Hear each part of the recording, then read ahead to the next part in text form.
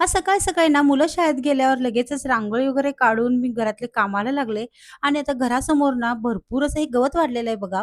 तर ते काढण्यासाठी हा माणूस आला होता.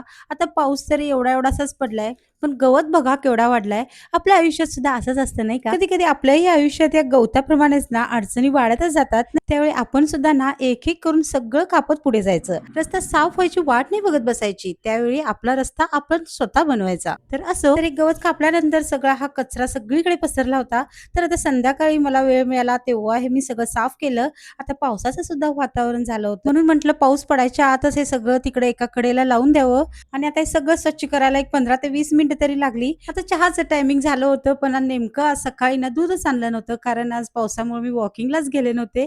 पण तोपर्यंत हे आपले साहेब आले खेळून. आता ह्यालाच दूध आणायला पाठवलं. त्यानंतर थोडं खाऊन तो सुद्धा कराटे क्लासला गेला. परत येताना त्याच्या पप्पांनी वडापाव आणला होता आणि हे नवीन ब्रश आणलेला त्याला किती आनंद झालाय बघा. आता इकडे रात्री थोडी मटकी भिजत टाकली. तर चला व्हिडिओमध्ये इतकंच. भेटू पुन्हा. बाय.